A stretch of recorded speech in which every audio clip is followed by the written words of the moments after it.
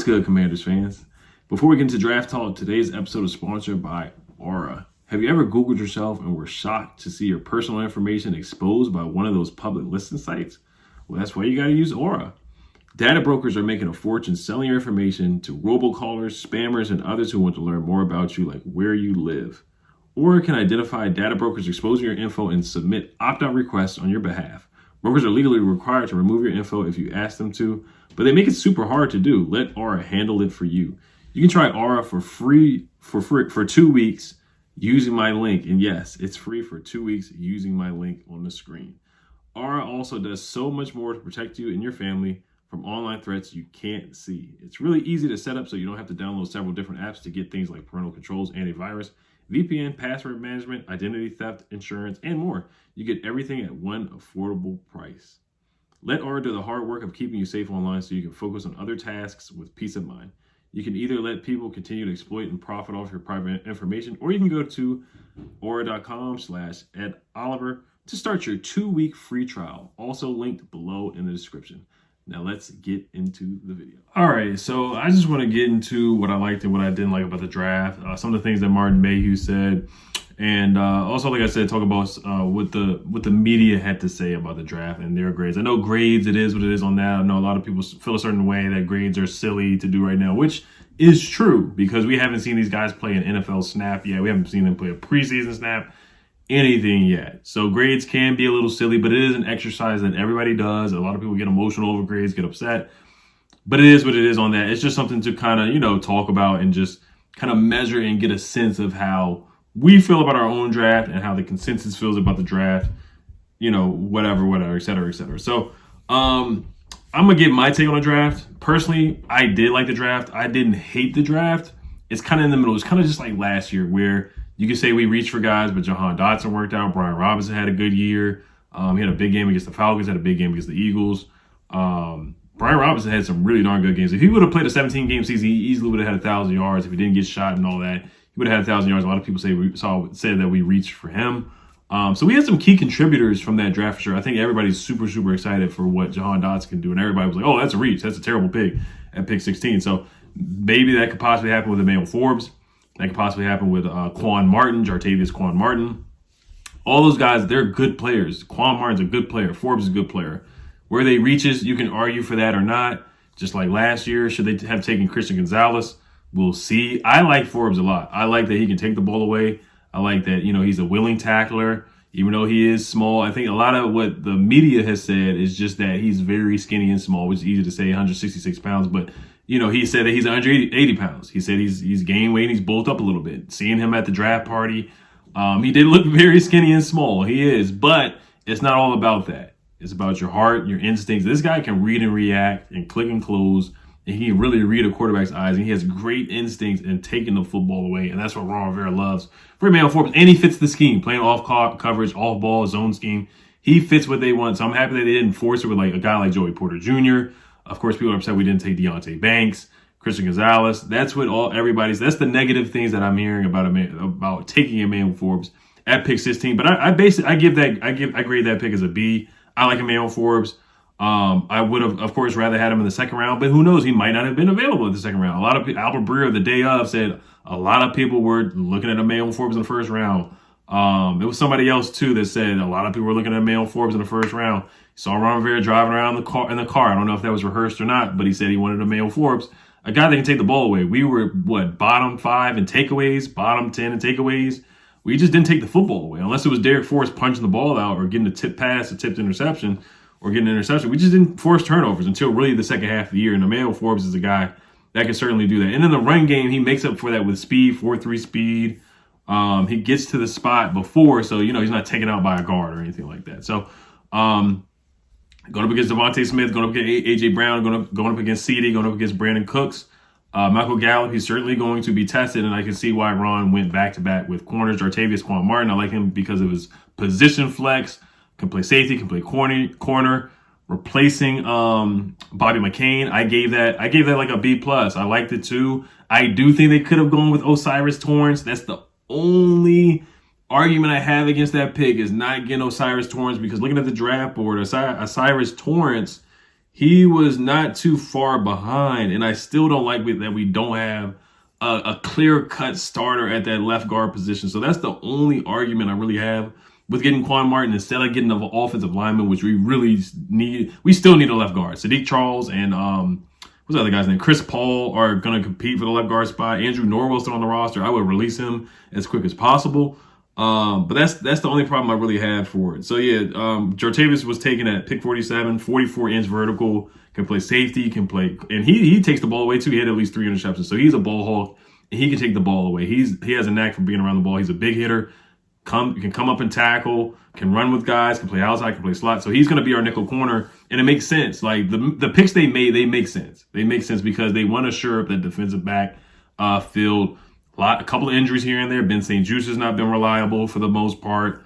Didn't work out with William Jackson. So we just need to replace guys and get some depth. I like Rashad Wild Goose, but he's not a starter. So they got some guys that can come in and contribute immediately. Cody Mott, offensive guard, was right behind us with the Tampa Bay Buccaneers. So some offensive linemen were taken off the board that I really thought that we definitely could have taken, in my opinion. So that's the only problem I really have with it. But I'll read a couple grades here. The one bad grade that we really got, we got a couple bad grades here. Fantasy Pros, and I'll read Sporting News D. They gave us a D. They said the Commanders did okay filling their defensive needs, but notably absent was a linebacker, tight end, and developmental quarterback. They also reached for Forbes and Martin early and didn't get good value in either Stromberg or Daniels. They remain by far the worst team and otherwise the loaded NFC East. I do agree about the tight end position. They said tight end? Yeah, tight end. I think we should have definitely taken a tight end. I just disagree with Ron liking the tight ends. I like Cole Turner. Logan Thomas is too old. If we're up to me, I would definitely consider releasing him or restructuring his contract. After the ACL injury, he has not been the same. Linebacker, it is what it is on that, guys. And a lot of people are still upset about not getting a linebacker, but they just don't believe in the position. You know, they just don't believe in the importance of the position. I know it's Ron and Jack who played linebacker in the NFL, but they just don't believe in it. They believe in having 3 safeties out there. It's going to be Quan.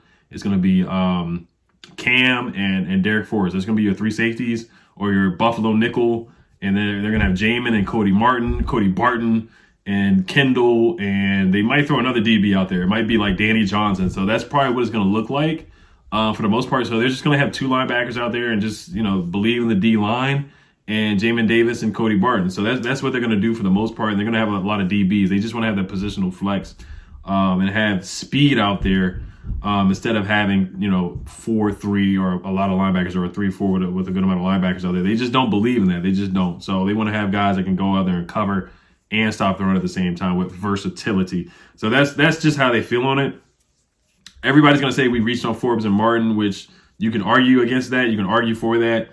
But like I said, I do like Jartavis Martin. 44-inch vertical, like I said, ball hawk, can play multiple positions, outside and inside, and can play safety. So we needed that pretty bad because we struggled in the slot position last year.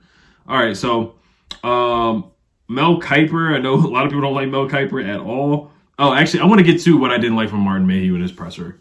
That he said that they tried to trade back, but they didn't get any phone calls. I was not happy hearing that from Martin Mayhew. The fact that you said that, why didn't you pick up the phone and call other people? It takes 2 to tango. You have to be aggressive. And he also admitted that he wasn't aggressive enough after the pressure. When you see other teams in the division, like the Eagles, being aggressive, making trades, moving up, moving back, they're always, Harry Roseman is always being aggressive, uber aggressive, always. And we have guys that are old school, old-minded, not aggressive at all. And that really disappointed me right there. The fact that he admitted that too, and you have a new owner coming in and they're hearing stuff like that you weren't aggressive enough or believed in yourself enough to make a move, to trade back and actually pick up the phone and call other people because you're just sitting on your hands hoping that somebody's going to call you. That's alarming to me. It's alarming to me. And I think it is time. I do think it is time for those guys to go. I said this after the season. I thought it was time for Ron to be gone anyway. But after hearing this, I'm just not a fan. I'm ready for those guys to move on from Martin Mayhew, Ron, and Marty Hurney. I just am. It is what it is. But like I said, I thought the draft was solid for the most part. No home runs. Once again, solid guys, a bunch of seniors, a couple of team captains, high character guys that played a lot of games that are going to come in, low ceiling, high floor kind of guys that are come in and play pretty well and make impact plays from day one. So let's move on to the center, our 3rd round pick. Braden Daniels. I'm sorry, Ricky Stromberg. So Ricky Stromberg, I do like that pick. Played in the SEC, didn't give up a lot of pressures, didn't give up a lot of sacks. 2022, 898 snaps, 0 sacks, 0 quarterback hits, and 82.4 PFF grade. Very strong, very stout. He's going to be behind most likely Nick Gates. I do think they're going to. If it were up to me, I would release Chase Rouillet. In 2 seasons, you only played 5 games, and we won games without him. And then the time that he did play, where we made the playoffs, we were 7-9. So it's not like he really makes that much of a difference. Now we did struggle with Nick. Was it Nick Smith, Nick Martin? He could barely even snap the football. Wes Schweitzer was terrible at center. So yes, we did struggle without Chase Rouillet last year. But then again, once again, we found our stride and found a way to win games without Chase Rouillet. So I'm intrigued with Ricky Stromberg.